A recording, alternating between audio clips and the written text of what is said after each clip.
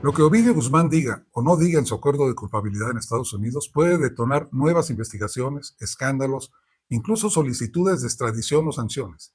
Y sí, hay indicios de preocupación entre algunos políticos en México, particularmente dentro de Morena, por lo que Ovidio Guzmán López pudiera revelar en su proceso judicial en Estados Unidos. Y este nerviosismo que se advierte entre políticos en activo mexicano es de que se repite el patrón que ya ha existido en casos similares, como le decía en el programa anterior. En otros procesos de alto perfil, como el de Genaro García Luna o los testimonios durante el juicio de Joaquín del Chapo Guzmán, en medios informativos mexicanos y estadounidenses salieron a la luz nombres de políticos, funcionarios, policías, incluso expresidentes mexicanos, que supuestamente recibieron sobornos o colaboraron con el narco. Tomemos en cuenta que la Fiscalía estadounidense suele ofrecer reducciones de sentencia a cambio de información sobre redes de protección política y de corrupción institucional, y que Ovidio Guzmán sin duda tiene información privilegiada. Como uno de los líderes de los Chapitos, Ovidio tuvo acceso a operaciones clave del cártel de Sinaloa. Si decide declarar, podría revelar nexos entre el crimen organizado y funcionarios públicos.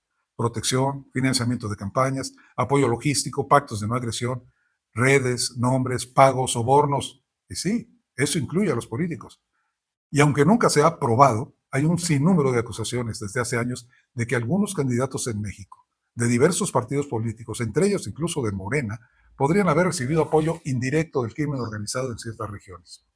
Aunque no hay pruebas firmes hasta ahora, la sola posibilidad de que Ovidio involucre a alguien genera preocupación política.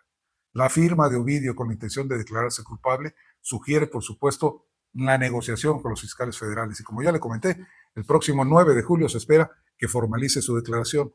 Si hay colaboración, lo más probable es que implique testimonios contra personas involucradas en este lavado de dinero, en la corrupción o en el tráfico. Algunos analistas consideran que este tipo de declaraciones podrían provocar desestabilización política y social en zonas clave, particularmente allá en el noroeste de México. El acuerdo que pudiera formalizarse, la disminución de pena para este narcotraficante, además de inquietud, provoca también un comentario por parte de la presidenta de México, Claudia Sheinbaum, quien hizo algunas preguntas al respecto durante su conferencia del pasado jueves, del 3 de julio. Voy a hacer preguntas sobre el caso. ¿Cómo nombró el gobierno de Estados Unidos a las organizaciones de la delincuencia organizada en México? ¿Qué ha dicho el gobierno de Estados Unidos con relación a organizaciones terroristas?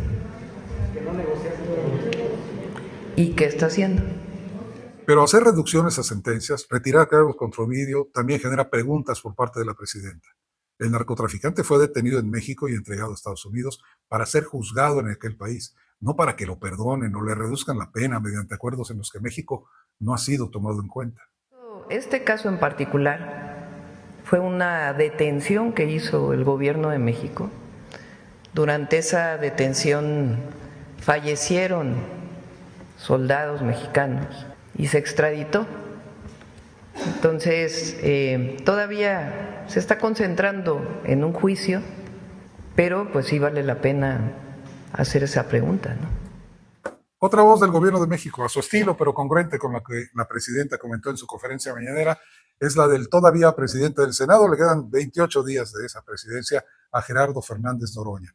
A él no le preocupa lo que pueda decir o no decir Ovidio a los fiscales. Que suelte toda la sopa, exclamó. Decían que soltó López Obrador, Ovidio, lo soltó en una situación dramática donde podía haber un daño fuerte a la población civil de Culiacán, y luego lo detuvo y luego lo extraditó, y es el gobierno de Estados Unidos el que lo quiere reducir la condena. Si nosotros hubiéramos hecho eso sería un escándalo, pero si lo hace el gobierno de Estados Unidos, entonces son acuerdos con testigos protegidos. Mira qué cosas, o sea, cómo el doble rasero existe. Yo no discuto las políticas internas de Estados Unidos, solo digo que si nosotros lo hiciéramos, si así nos acusan falsamente vínculos con el narco, imagínense con un acuerdo de esa naturaleza, que diga lo que quiera, hombre, que suelte toda la sopa. Lo que sucede en esa corte de Estados Unidos, lo que pueda suceder durante y a partir de la audiencia del próximo 9, sin duda será importante en la lucha contra el crimen organizado que Estados Unidos tiene en contra de los cárteles mexicanos, a quienes define como terroristas. Este caso es particular, está muy cercano a México. Se trata del hijo del Chapo, el Chapo, quien fue entregado a la justicia de Estados Unidos por el gobierno mexicano.